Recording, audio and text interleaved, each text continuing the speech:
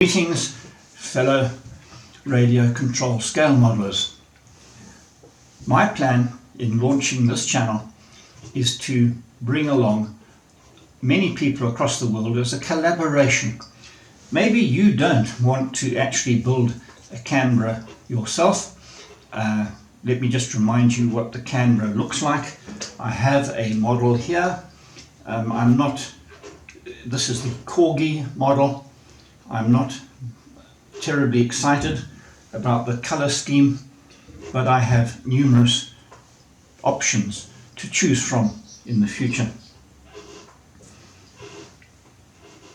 I want to build a 1/6 scale Canberra jet bomber, which means that it's going to be quite large. However, the scale I have chosen is 1/6.2 because that will suit the 7-inch main wheels that I have actually got in my possession. Let me introduce myself. My name is Tony Amer. I have been in radio control modeling for many years, and my first radio was in fact an OS Pixie single channel. In those days, some of my friends had reed transmitters and receivers, but proportional radio was only just about coming onto the scene in the late or mid 1960s.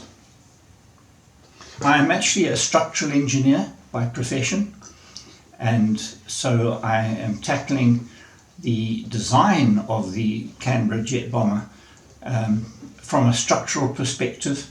I'm assuming the aerodynamics have been sorted out because the Canberra was a very successful aeroplane, known as the B57 to the American folk.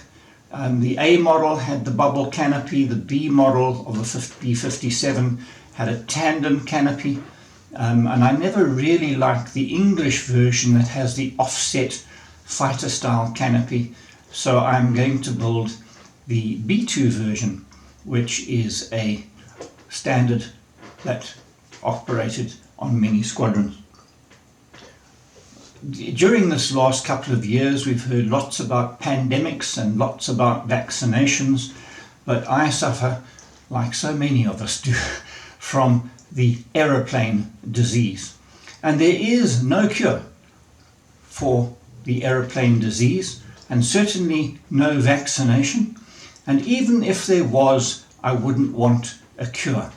I'm quite happy to suffer from the aeroplane disease. I have many scale aircraft and many aircraft to build, plenty that I shall never get to.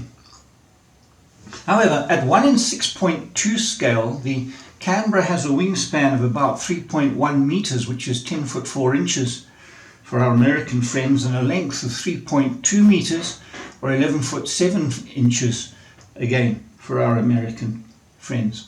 I have not started the drawings for the Canberra yet, and I shall be doing them in AutoCAD.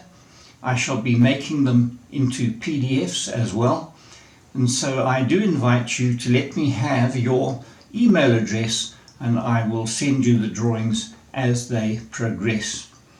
And in fact, you will be able to send scanned copies of sketches or any details that you may suggest as we go forward to my email address, which should appear on your screen in a few seconds' time.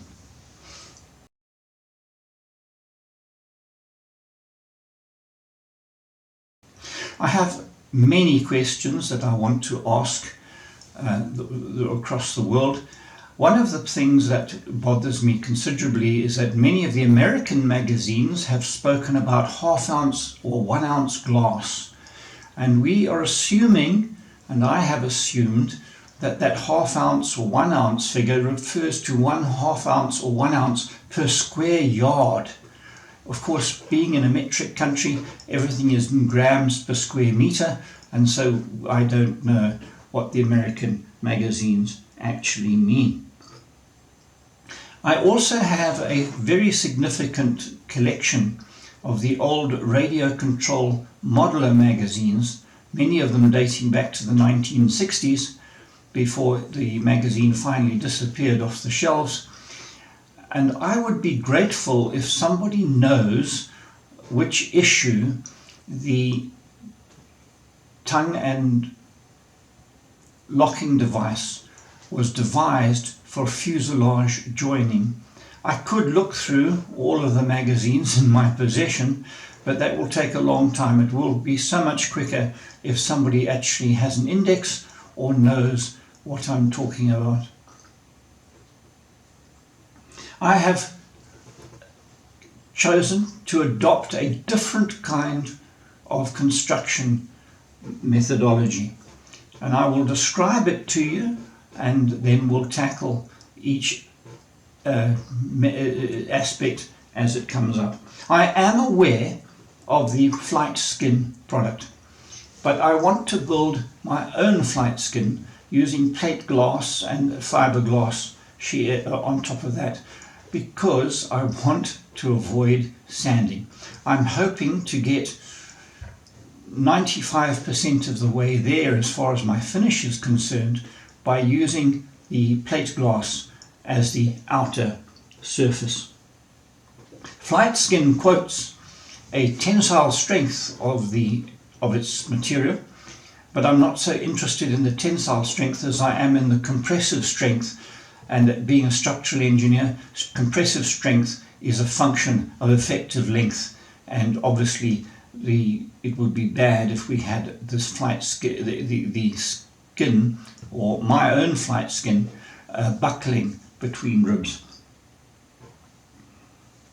I really don't like sanding, and at 1 in 6.2 scale, the Canberra bomber, if you take top and bottom skins on the wings alone, is about 4 square meters or 40 square feet of sanding, which is way beyond what most of us would like.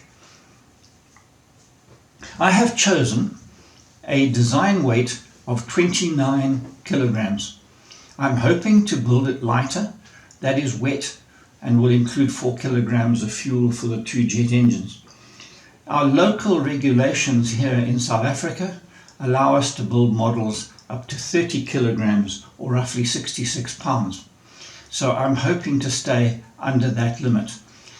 It may be that that limit will rise in future, but at the moment I believe we are sitting at 30 kgs as the maximum weight.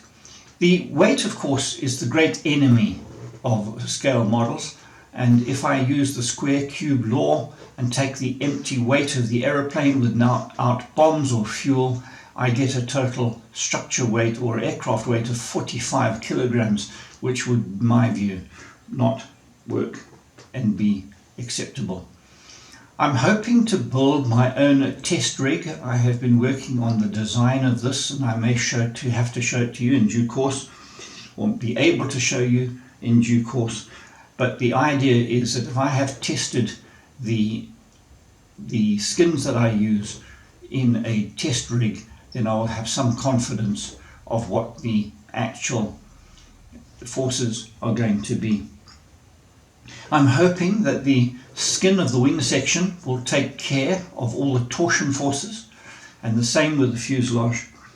And the bending forces, the bending loads, will all be carried by a wooden spar in a conventional way. And the shear forces will all be carried in plywood webs. I'm also planning to do the structure design using a G-force of factor of 10. Now, typically, the human body can sustain about 3 kgs of extra loading, and the aircraft wings will come off at probably 4.5 G, but we don't know what the turbulence we might get on the aircraft or what forces we might be able to apply to the aircraft by a modeler overusing the elevator or other situations. It is time to bring this flight into land, and whilst I am not looking to have other people building Canberras, but I would like to start a design collaboration amongst various folk. So I would ask you please to like and subscribe, perhaps drop me an email. My email address appeared earlier in this video, and then I will be able to communicate as we go forward. Thank you.